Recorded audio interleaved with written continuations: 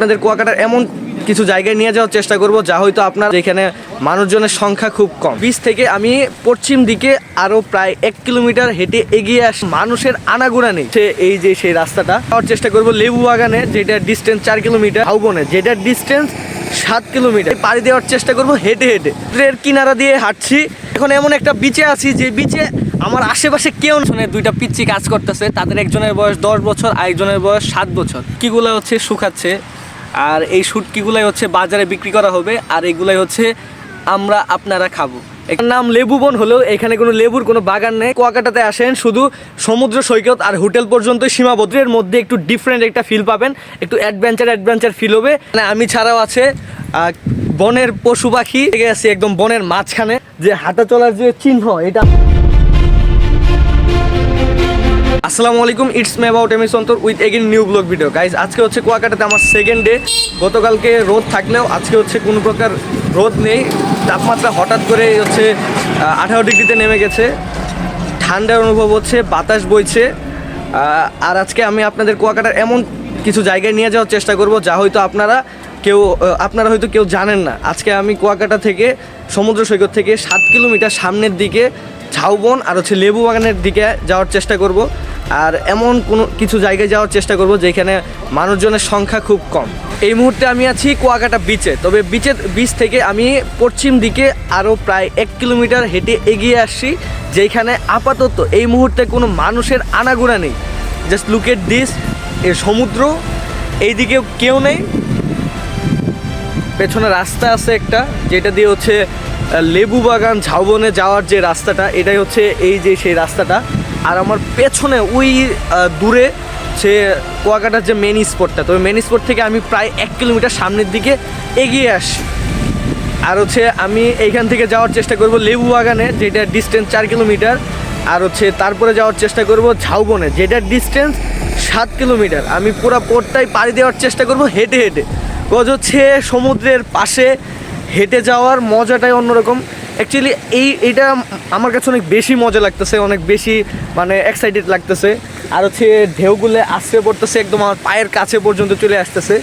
সমুদ্রের কিনারা দিয়ে হাঁটতে হাঁটতেই চোখে পড়ে এরকম একটা দৃশ্যের, যে আমার পেছনে দুইটা পিচ্চি কাজ করতেছে। তাদের একজনের বয়স 10 বছর, আরেকজনের বয়স 7 বছর।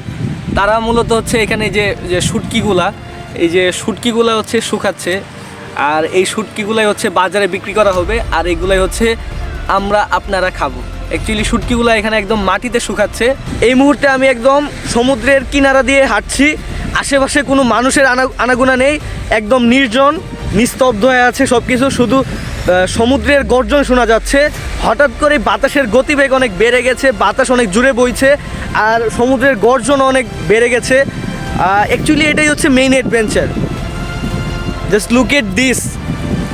আমি এখন এমন একটা বিচে আছি যে বিচে আমার আশেপাশে কেউ নাই, একদম নির্জন, একটা পশু পাখি মানুষ কেউ নাই, শুধু আমি একা।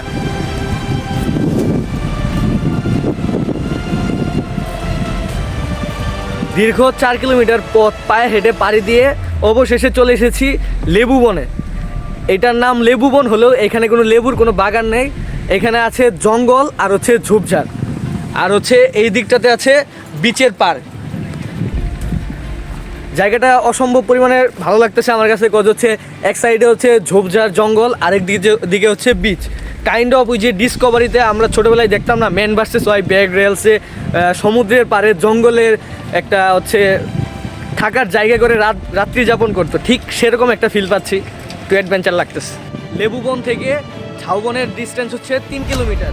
বাকি পথটুকু আমি পায়ে হেঁটে পাড়ি দেওয়ার চেষ্টা করব। So let's go.